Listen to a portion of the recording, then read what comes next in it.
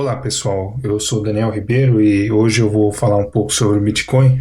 Vou tentar aqui fazer uma análise um pouco mais aprofundada, básica e um pouco mais aprofundada sobre o Bitcoin, e eu espero ajudar aí a comunidade a entender melhor o que é o Bitcoin, né? Eu vou tentar fazer uma análise um pouco mais fria e abordar um pouco os aspectos mais técnicos dele, mas não muito profundamente, para poder ser um vídeo aí um pouco mais completo do que o que a gente costuma encontrar por aí, né? Então, eu vou falar primeiramente o que é o Bitcoin, as principais características dele, como ele funciona. Vou falar um pouco sobre como usar o Bitcoin, sobre mineração e sobre os problemas mais conhecidos dele. Então, o que é o Bitcoin? Para a gente poder entender o que é o Bitcoin, a gente primeiro tem que entender o que é uma moeda. Uma moeda é um meio de troca, é um artefato que é usado para acumular valor e para ser trocado por bens ou serviços, né? O real, o dólar, o euro, o próprio ouro já foi uma moeda também. Até hoje é uma moeda, mas é uma moeda mais para investimento do que para uso normal, né? Mas ele foi muito usado antigamente justamente para troca de bens e troca de serviços também, né? Supondo que você tenha uma vaca e você quer trocar por um terno, você precisa equiparar esses valores. Você não sabe quantos ternos valem uma vaca ou quantos sapatos valem um terno. São todos produtos e serviços também que possuem valores, e você precisa ter um meio de equalizar esses valores para poder facilitar a troca, né? Então você troca, por exemplo, a sua vaca por R$100 e você compra um sapato por R$50. Significa que 2 pares de sapato valem uma vaca. Mais ou menos isso que é para isso que serve a moeda, para ser uma forma de concentrar o valor numa base monetária comum, para que qualquer bem ou serviço possa ser convertido nessa base monetária. O Bitcoin não é diferente disso. Ele serve como uma moeda. Ele serve justamente para você poder quantificar valores em Bitcoins também. Então, por que é que existe o Bitcoin? Por que é que o Bitcoin ele existe e ele pretende substituir as moedas que a gente conhece como o real ou o dólar? O Bitcoin, ele não depende de um emissor central. Então, por exemplo, no Brasil, o real é emitido pelo Banco Central do Brasil. O dólar é emitido pelo Banco Central americano. E todas as moedas estatais são emitidas pelos seus respectivos países, né? O que acontece? Essas moedas, elas são moedas fiduciárias, que significa que a entidade que emite essas moedas tem total liberdade para emitir novas moedas à medida que eles julgam isso necessário. Então, sempre que faltam reais no Brasil, mais reais são impressos, são emitidos como títulos de dívida pública, como juros, enfim. O governo define a melhor forma de emitir esse dinheiro e para quem esse dinheiro vai ser destinado. E aí ele emite novo dinheiro. O Bitcoin não funciona dessa forma. O Bitcoin ele não tem uma autoridade central controlando ele. Então você não tem nenhum governo, nem nenhuma casa da moeda, nenhum banco administrando a rede do Bitcoin. O Bitcoin é uma rede autossuficiente, ela funciona sozinha e ela emite os próprios Bitcoins de acordo com o que foi estipulado no protocolo dele. Então é uma emissão controlada e que todo mundo conhece, né? Eu vou falar um pouco mais sobre como é a emissão de novos bitcoins mais para frente. Mas o que é importante dizer é que ela é uma moeda escassa, ou seja, ela tem um limite de emissão, e o limite é de 21 milhões de bitcoins. 21 milhões pode parecer pouco, mas esses bitcoins eles podem ser divididos em até 8 casas decimais. Então você tem até 0.0000001 Bitcoin, e isso tem um valor, entendeu? É um valor muito pequeno. Então, um Bitcoin já tem um valor muito elevado. Isso não é um problema. O fato de ter apenas 21 milhões de Bitcoins não é necessariamente um problema.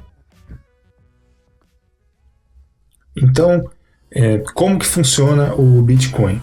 Para entender como funciona o Bitcoin, nós temos que entender basicamente 2 tópicos específicos dele, que são os endereços Bitcoin e a corrente de blocos. Eu vou falar um pouco sobre cada um deles e, em detalhe, eu vou começar pelos endereços.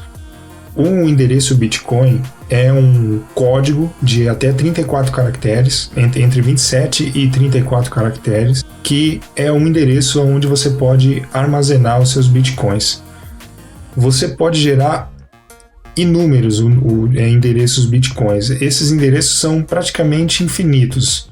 Eles têm um limite, mas é um limite altíssimo, que se fosse colocar hoje, cada habitante da Terra poderia ter quintilhões de endereços. Assim, é um número muito grande, impronunciável. Cada endereço Bitcoin é uma chave pública de criptografia, e cada um tem a sua respectiva chave privada. Esse par de chave pública e chave privada é a base das transações com Bitcoin. A chave pública, obviamente, ela é pública, então não tem problema você informar essa chave para outras pessoas. Na verdade, você tem que informar essa chave para outras pessoas, porque é através dela que elas vão transferir dinheiro para você. Já a chave privada, ela tem que ser mantida, como o próprio nome diz, de forma privada. Ela é o segredo da chave pública. Com a chave privada, você consegue gastar os bitcoins que existem naquele endereço. Então, essa é a parte secreta que você tem que manter. É como se fosse a senha daquela chave, daquele endereço. Então, você precisa manter sempre a chave pública de uma forma secreta para poder garantir a segurança do seu dinheiro, né?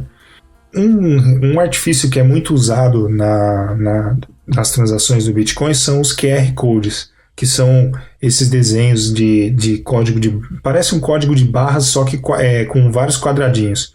Esse QR Code nada mais é do que a representação desse código, dessa chave pública, de uma forma gráfica. Essa forma é muito fácil para câmeras e para leitores de tela conseguir ler isso e identificar isso como um código. Então, na verdade, sempre que você vê um código desse aqui, você pode ter certeza que ele representa ou um QR Code ou um endereço de internet. É só uma forma de facilitar a leitura desses endereços por aparelhos, por leitores de código de barra ou por celulares, câmeras de celular, enfim. A corrente de blocos é a segunda base do Bitcoin. O que é a corrente de blocos? É um banco de dados distribuído. Simples assim. A corrente de blocos é um banco de dados que é aumentado a cada 10 minutos. Esse é o tempo que o protocolo do Bitcoin define como o tempo ideal de criação de cada bloco. E a corrente de blocos, ela é formada por blocos de transação. Então, cada bloco da corrente de blocos possui internamente as transações que foram realizadas naquele momento. E a cada 10 minutos um bloco novo é gerado. Isso significa que as transações são incluídas na corrente de blocos a cada 10 minutos. Sempre que você transfere dinheiro de uma pessoa A para uma pessoa B, isso é uma transação. Você está movimentando o dinheiro. E essa transação ela vai ficar armazenada num bloco da corrente de blocos. Qual que é o segredo da corrente de blocos? Cada bloco possui a informação de qual era o bloco anterior a ela. Então, para você poder reprocessar um bloco antigo, você teria que reprocessar todos os blocos que aconteceram depois desse bloco que você quer reprocessar.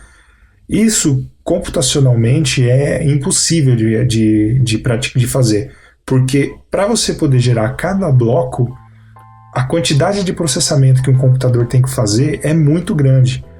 Então, para você reverter uma transação antiga, ou para você estornar essa transação antiga, é praticamente impossível. Isso na verdade é possível. Eu vou descrever mais para frente um ataque que é chamado do ataque dos 51%, mas para isso o atacante teria que ter mais de metade da capacidade de processamento de toda a rede no mundo inteiro. Então é praticamente impossível disso acontecer. O que acontece com a corrente de blocos é que cada bloco é gerado de uma forma que o bloco atual precisa ter a informação de qual é o bloco anterior a ele. E esse bloco anterior a ele tem a informação do bloco anterior e esse do anterior. E é por isso que é chamado de corrente, porque é formada uma corrente sempre a partir de um bloco. A corrente de blocos, ela é pública, ela é conhecida por todo mundo. Isso significa que todo mundo tem acesso a todas as transações que são realizadas dentro da rede Bitcoin. Então, sempre que uma pessoa A manda dinheiro para uma pessoa B, essa transação ela é publicada e todo mundo que tem a corrente de blocos vai ter uma cópia dessa transação. Isso é o que garante que não vai haver o gasto duplo. Ou seja, quando eu transfiro uma moeda da minha carteira para a carteira de um amigo meu e eu tento transferir essa mesma moeda no futuro para outra pessoa, essa segunda transação não vai funcionar, porque essa outra pessoa vai saber que essa moeda já foi gasta anteriormente. Por quê? Porque as transações são públicas, entendeu? Essa é a forma que o protocolo garante que o dinheiro não vai ser duplamente utilizado, fazendo com que as transações sejam públicas. Como que o anonimato das transações é garantido, então? Ninguém sabe qual é o seu endereço do Bitcoin. O Bitcoin os endereços são códigos, mas esses códigos não estão associados a uma pessoa. Então você não tem como saber que o João tem aquele endereço e ele transferiu 1 milhão de Bitcoins para outra pessoa. Isso não acontece. Você não tem como saber de quem é cada endereço, entendeu? Então é dessa forma que o anonimato das transações é garantido. Contanto que ninguém saiba qual é o seu endereço, ninguém vai saber que você tem esse dinheiro. Bom, eu vou falar um pouco agora sobre como usar os Bitcoins. Para usar os Bitcoins, você obviamente tem que ter pelo menos um endereço de Bitcoin. E o endereço, ele fica na sua carteira. A carteira, o que é? Ela é um programa que você pode ter ou instalado no seu computador, ou instalado no seu celular, ou num site especializado nisso, uma web wallet, né, que chama, ou mesmo num papel.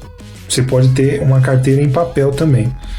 A carteira ela serve para quê? Ela serve para acumular os seus endereços Bitcoin. Então você pode ter um ou mais endereços. Na verdade, o ideal é que você tenha um endereço para cada transação que você vai fazer. Então a carteira ela serve para isso, para poder agrupar os seus endereços e facilitar a gestão do seu dinheiro. O jeito mais fácil que eu considero para usar Bitcoins, e isso é uma opinião pessoal, obviamente, é com um smartphone. Você tem a sua carteira no seu celular, você tem lá então o seu dinheiro e você consegue usar isso na rua, você consegue usar isso na internet, consegue usar em qualquer lugar. Você consegue enviar e receber dinheiro de uma maneira muito fácil, né? Eu vou demonstrar aí o funcionamento básico de uma transação em uma loja virtual ou em uma loja física, mas basicamente é igual de qualquer forma. Então, para usar os Bitcoins, eu vou dar dois exemplos aqui, um para uma loja virtual e outro para uma loja física, né? Uma loja da rua, assim, que existe de verdade.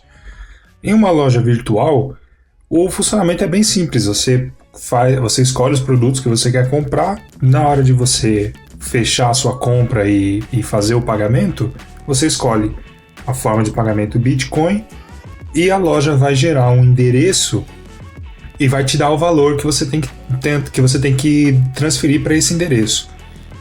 Basta então que você pegue esse endereço, coloque lá na sua carteira, pode ser no seu smartphone ou pode ser no computador. Você faz a transferência do valor que está sendo solicitado por um endereço e em questão de segundos a loja já vai receber a primeira notificação de que o pagamento foi realizado e vai prosseguir com o seu pedido normalmente. Se você estiver fazendo um pedido de alguma coisa que seja mais cara ou que exija algum tipo de confirmação, a loja pode esperar que essa transação seja confirmada em alguns blocos antes de liberar o pedido para você. Isso acontece a cada 10 minutos. Cada 10 minutos é gerado um bloco com todas as transações que aconteceram naquele período e a sua transação vai ser uma das transações que vai estar contida no próximo bloco. Isso garante que a transação não vai ser estornada, não vai ser revertida. A partir de 2 ou 3 confirmações já é suficiente para a transação ser praticamente impossível de ser revertida. Se você tiver... Tem até um ditado aí: se você estiver vendendo uma casa usando bitcoins, você espera 6 confirmações, ele que vai levar 1 hora, e tá tudo certo. Você tem certeza que esse dinheiro não vai ser estornado nunca mais. Em lojas físicas, a situação, a compra de Bitcoin, a venda de produtos e serviços também é simples, entendeu? Um estabelecimento, por exemplo, um restaurante que quer passar a aceitar bitcoins também, pode ter um smartphone ou no próprio computador, no sistema de gestão, ele pode fazer a cobrança em bitcoins também. Para isso é só ele, na hora de fazer o fechamento do pedido e mostrar o valor, mostrar junto um QR Code. Isso pode vir até impresso no papel, numa comanda de papel. E aí você, com o seu smartphone, você escaneia o QR Code, faz o pagamento e em questão de segundos o restaurante vai receber a notificação do primeiro pagamento. Como as transações desse tipo de estabelecimento geralmente são de baixo valor, você paga um almoço, paga um produto que seja mais barato e tal, você pode trabalhar sem ter as confirmações em tempo real.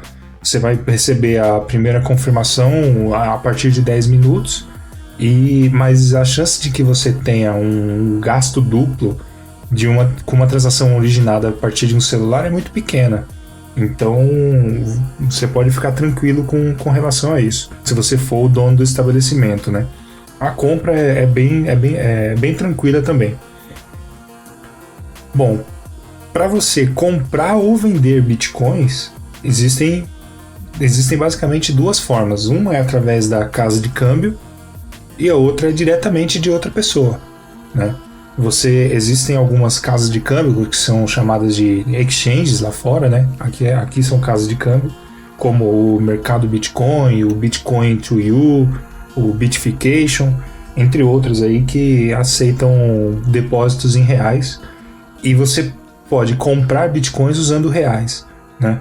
Elas são uma mistura de casa de câmbio com bolsa de valores, porque você coloca ordens de compra e ordens de venda nesses sistemas e aí você pode comprar ou vender os seus bitcoins pelo valor que você achar conveniente, né?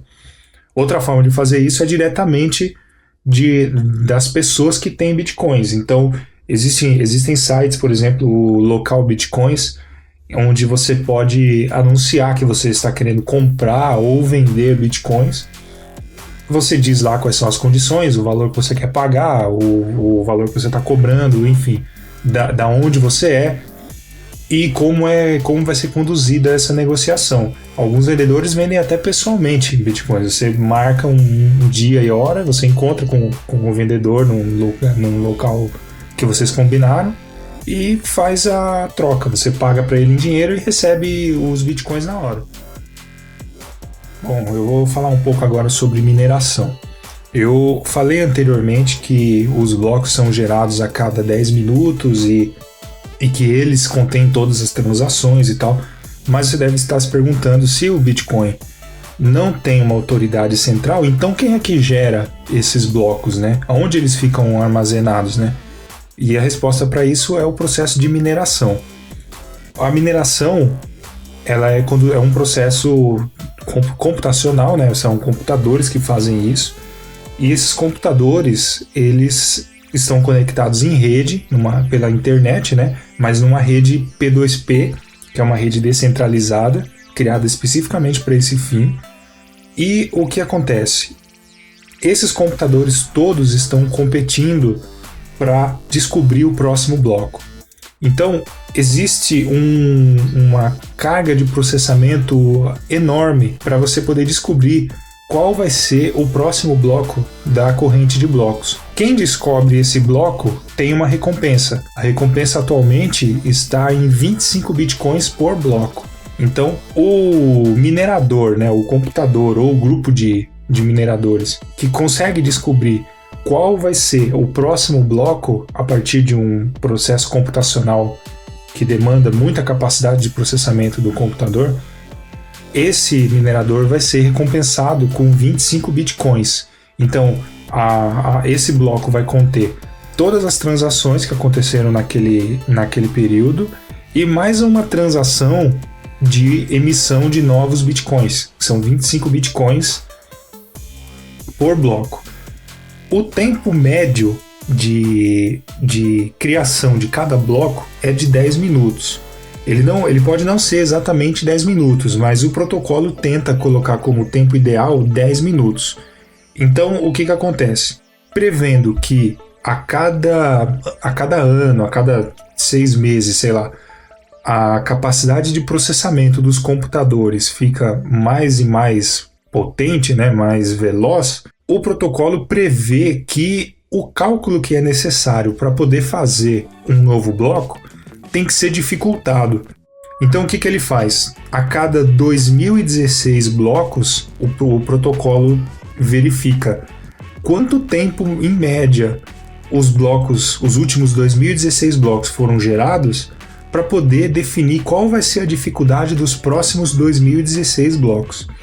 Se você colocar numa linha do tempo, 2016 blocos, se forem gerados a cada 10 minutos, dá exatamente 2 semanas.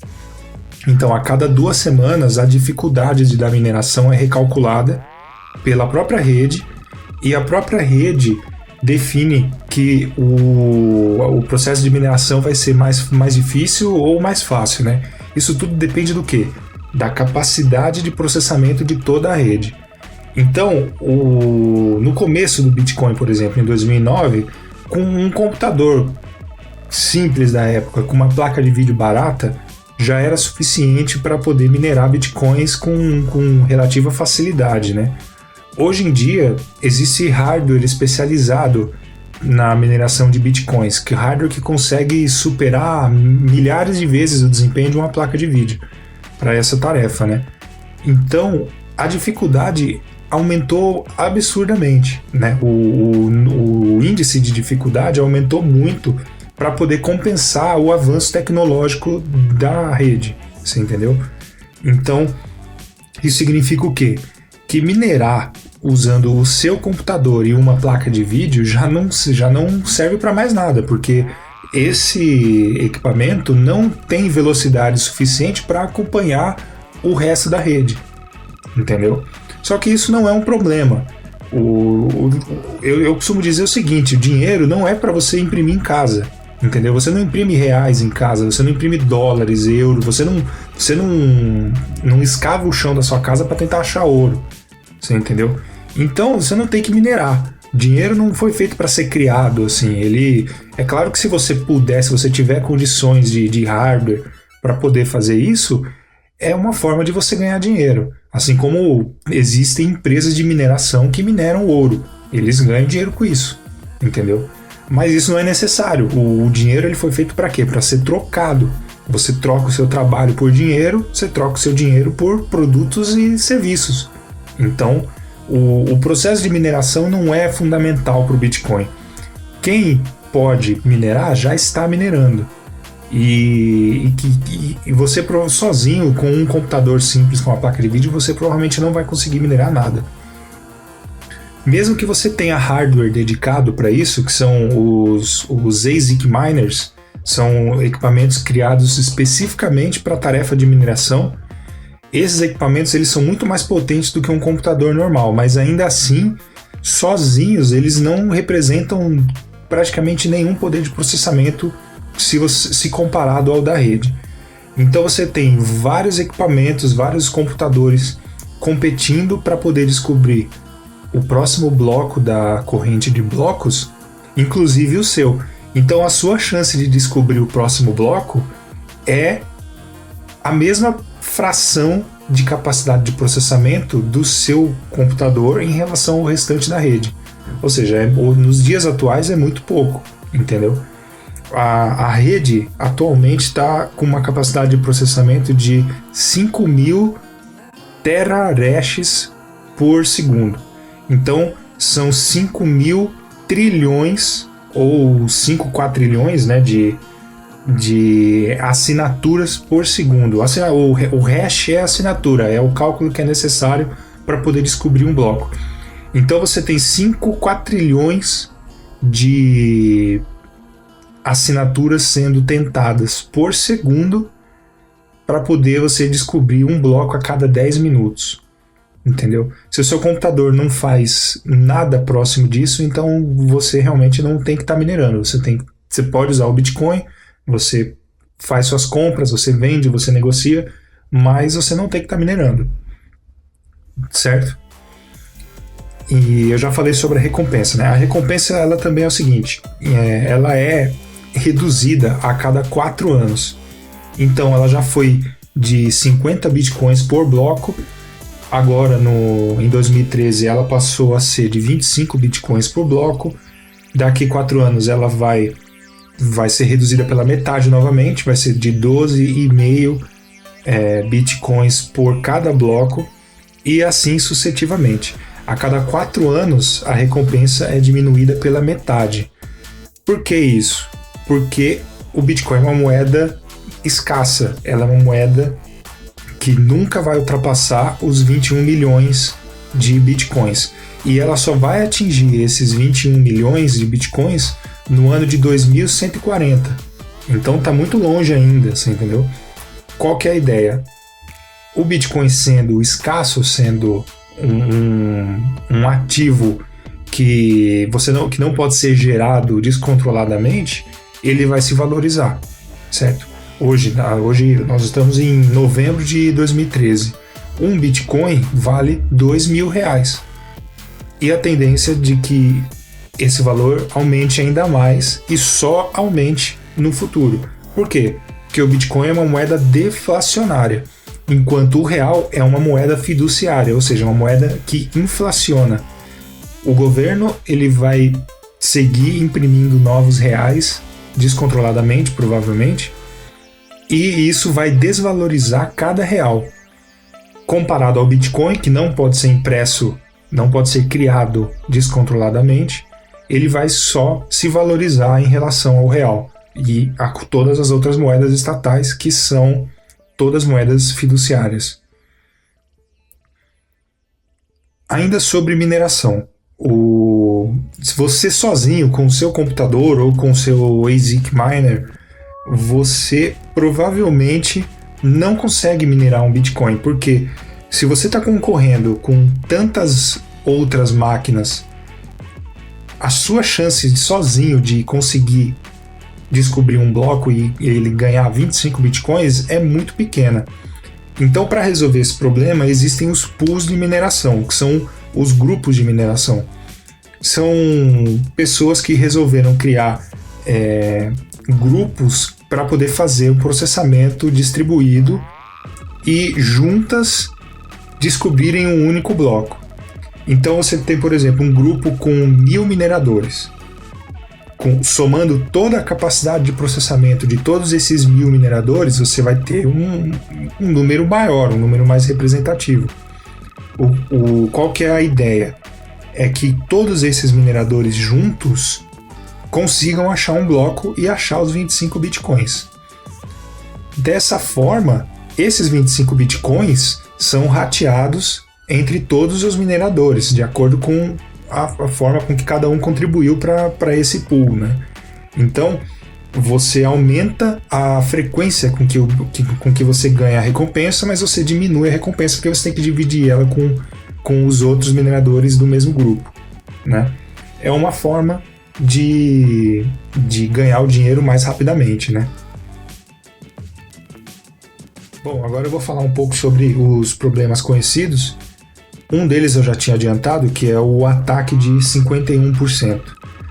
O que acontece? Se uma única pessoa ou um único pool de mineração conseguir deter 51% da capacidade de processamento de toda a rede, teoricamente esse pool pode fazer com que o sistema seja desestabilizado.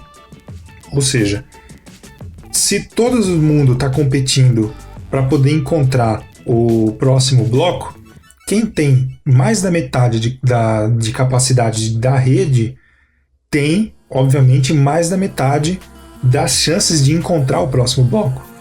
Então, se você tem mais da metade de probabilidade de encontrar o próximo bloco, você consegue, por exemplo, reprocessar o bloco anterior. Então, você tem condições de fazer uma transação, confirmar ela e futuramente, depois de 3 ou 4 blocos, se você ainda mantiver esse percentual absurdo de processamento, você ainda consegue estornar as transações que foram realizadas nesses blocos anteriores, nos blocos desde que você assumiu o controle da rede. Então, é uma situação hipotética, uma situação que até hoje nunca aconteceu e dificilmente vai acontecer por 2 motivos simples. Primeiro, porque a capacidade de processamento necessária para isso é muito, muito grande. E provavelmente os mineradores nenhum pool de mineração consegue uma capacidade de processamento tão grande. O segundo, porém, é que desestabilizar o sistema Bitcoin não é interessante para ninguém, muito menos para quem está dentro do sistema. Então, um pool de mineração que vive ganhando Bitcoins e vive da valorização do Bitcoin não tem interesse nenhum em atacar a rede para poder derrubar o valor do Bitcoin, você entendeu? Então, por mais que seja possível, não tem aplicação prática, não pode acontecer, entendeu? É muito difícil de acontecer, ninguém quer ver o seu patrimônio, o seu dinheiro virar pó, então isso não pode acontecer. Esse é um dos ataques. Um outro problema conhecido é conhecido como firewall chinês. Ele, apesar do nome, ele não tem necessariamente a ver com a China. O que acontece? Na China, todo o acesso à internet é controlado por um firewall do governo que limita todo o tráfego de rede que entra e sai de dentro da China. Essa situação hipotética é supondo que a China simplesmente corte a internet de dentro para fora. Ou seja, as pessoas que estão dentro da China vão ter lá a sua rede, a sua internet interna funcionando, e as pessoas que estão fora da China também. Só que elas não vão ter comunicação entre si. Então, os pools de mineração, os mineradores da China não vão ter comunicação com os mineradores de fora da China. Qual que é a consequência disso? Cada uma dessas redes, como elas são descentralizadas, elas vão continuar minerando e continuar gerando seus próprios blocos. Então você vai ter uma divisão aí. Você vai ter a corrente de blocos dentro do território que está isolado, e você vai ter a corrente de blocos fora dessa rede isolada. E esses blocos vão continuar a ser criados a cada 10 minutos ou o tempo que for necessário para isso. E isso pode então gerar são 2 correntes de blocos distintas, entendeu? O protocolo Bitcoin está preparado para isso, Porém, o que acontece nesse caso não é legal. Porque quando as redes voltarem a ter comunicação umas com as outras, uma com a outra, o protocolo Bitcoin define que a maior corrente de blocos deve prevalecer. Então, se a maior corrente de blocos for a que aconteceu na China, é ela que vai prevalecer. E todos os blocos que foram gerados na corrente de fora vão ser estornados até o momento em que a rede era uma só. Então, qual que é o maior problema disso? As transações que antes estavam confirmadas, agora elas vão ter que ser reconfirmadas. E se houve um ataque de gasto duplo nesse meio tempo, essas transações não vão ser confirmadas. Então, a transação que vai prevalecer é a do maior bloco, e a transação que antes havia sido confirmada na corrente que não existe mais, agora não existe, a transação não existe mais. E isso pode acarretar um prejuízo financeiro para alguém. Já aconteceu da blockchain se dividir uma vez. Houve um problema técnico entre versões do Bitcoin, mas isso acabou se solucionando porque a engenharia do Bitcoin, a forma como ele foi feito, permite isso, permite que as transações sejam reconfirmadas na corrente que prevaleceu, né? E a maioria das transações realmente foi confirmada normalmente, né? O terceiro e o quarto problema que eu vou relatar aqui, eles não são de ordem técnica, e sim de ordem política, que é, por exemplo, uma proibição estatal. Imagine que o governo brasileiro, por exemplo, proíba qualquer tipo de negociação usando bitcoins. Então, isso é um problema de ordem legal. As empresas, por exemplo, uma empresa que antes aceitava bitcoin, vai passar a não aceitar mais. As negociações de bitcoin respaldadas por um processo legal não vão estar mais.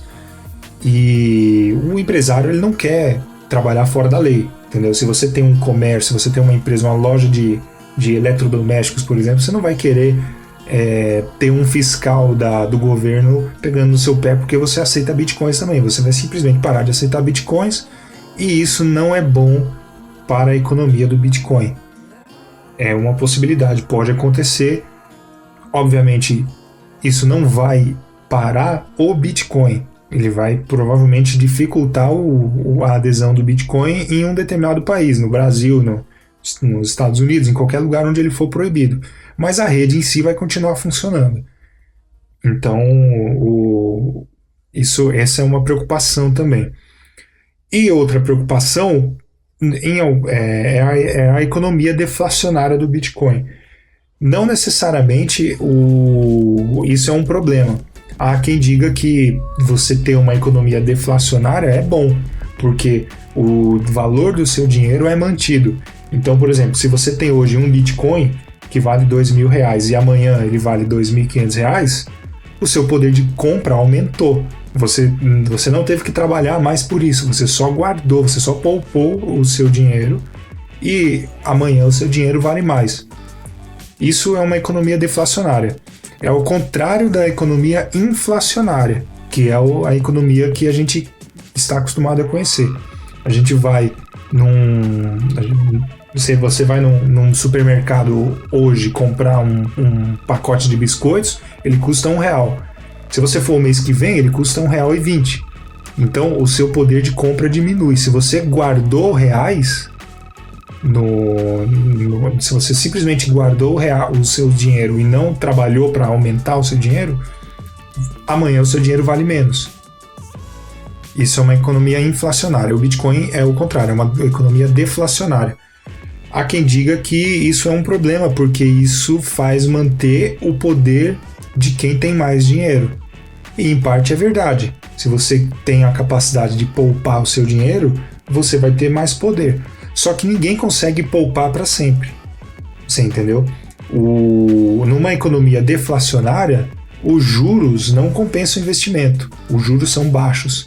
Então você acaba tendo que gastar o seu dinheiro para poder viver, para poder pagar suas contas, para poder comer, para poder vestir e fazer tudo. Então o seu dinheiro, uma hora ou outra, vai ter que entrar em circulação de novo e vai parar na mão de alguém. Essa é uma forma de fazer a economia andar, né? Outra forma é a forma como a economia inflacionária é, que ela obriga todo mundo a trabalhar para poder manter o valor não o valor do dinheiro, mas manter-se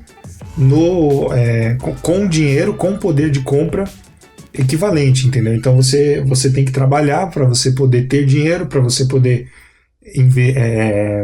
emprestar dinheiro, por exemplo, os outros e cobrando juros por isso. Os juros é sempre o valor da inflação mais o valor do seu lucro. Então os bancos ganham muito dinheiro com isso e essa é uma forma de abordar também. Eu não vou dizer aqui o que é melhor e o que é pior, mas isso fica para você, né? Bom, então só para concluir, a gente viu que o Bitcoin é uma moeda escassa, então ela é deflacionária. Ela não é controlada por nenhum governo e nenhuma empresa. A emissão dela é constante e conhecida por todos. Ela é pseudo-anônima. As transações são públicas, mas ninguém sabe quais são as partes que realizam essas transações.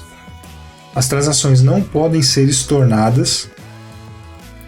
As transações elas têm um custo muito baixo ou são praticamente gratuitas. O Bitcoin permite microtransações, então você consegue fazer transações de 10 centavos, equivalente a 10 centavos de real, 1 centavo. Se você quiser transferir 1 centavo para alguém, você consegue fazer isso usando o Bitcoin. Cada vez mais estabelecimentos aceitam o Bitcoin. Então, por exemplo, o Subway lá dos Estados Unidos já está aceitando bitcoins. O WordPress aceita bitcoins. Aqui no Brasil nós temos alguns estabelecimentos também que aceitam. E que o Bitcoin é fácil de integrar com os sistemas atuais. Se você tem uma loja, se você tem um site que vende alguma coisa, você pode facilmente receber bitcoins. Isso não é difícil de integrar com o seu sistema atual. Tá certo? Eu espero que vocês tenham gostado do vídeo. Deixem aí comentários, sugestões, dicas. Se eu cometi algum erro, vocês me dizem aí. E eu estou à disposição para qualquer esclarecimento. Um abraço e até mais, hein?